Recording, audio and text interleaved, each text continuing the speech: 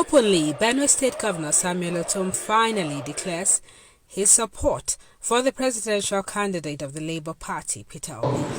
This is not about party. I am not a Labour Party, and I'm working for Peter Obi.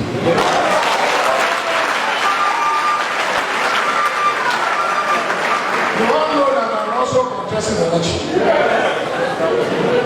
for the Senate, and I have people who are contesting for governor, for House of Assembly, for House of Reps. Those ones, for easy coordination and cohesion, please vote my party. Now for president, vote Peter who? Peter who? Peter who? This is a town hall meeting for stakeholders from the 276 council wards of the state at the instance of the Inter-Party Advisory Council in support of the Obi Datti presidential aspiration. I appreciate you all for towing the same line. Presidency, if you make comparative analysis of the three front runners, you will discover that Peter Obi's quality is outstanding.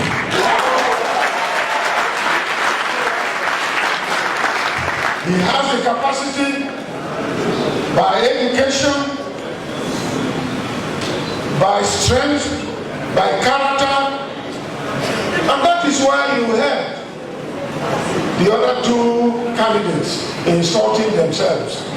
This one will insult this one, tomorrow another one will insult another one. But have you heard anybody insult Peter Obi?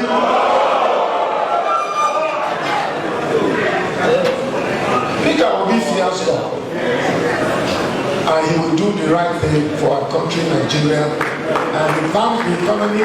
Peter Obi will provide security. Peter Obi will make sure that we sleep with our two eyes closed. These unnecessary killings that are going on in our country will stop when Peter Obi comes in. So, I appreciate all of you. You have heard him. If time will permit, before the election, he will still come, and your coordinator will still come.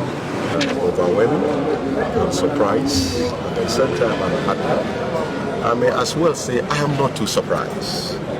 The reason is that when you look at the character and the person of Mr. Peter Obi, presidential candidate of the Labour Party, you will now understand why I shouldn't be surprised. Because among the three front runners, whatever way you want to qualify Peter Obi stand out. In terms of character, in terms of capacity, in terms of credential, and in terms of performance, given from previous experience as a public servant. And then when you go about the so-called Emilio Call, if we are talking about fairness, equity, justice for Nigeria, the person that seems to be shouting Emilio Call today, as far as I'm concerned, is Peter Obi. Because other zones, as it were, have tested this thing except the Southwest. So when you look at it, you will begin to say, yeah, what is happening today in Benue especially, it is the demonstration and the character of the people of Benue, especially our governor, that believe in fairness, that believe in equity, that believe in justice. And that is why he is known today as the voice of the voiceless and the defender of the Benue value.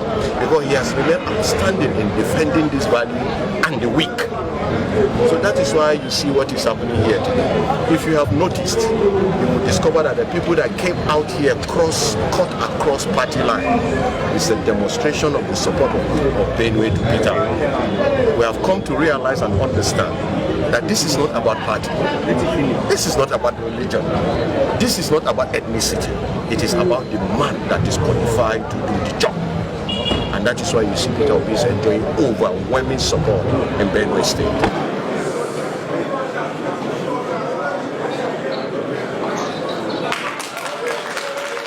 His body language had in the past shown that he was better inclined to an Obi presidency.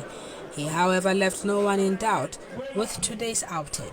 The PDP have failed Nigerians. APC have failed Nigerians. Political parties have failed Nigerians. Even local parties have failed Nigerians. So we must look at individuals, those people who can deliver.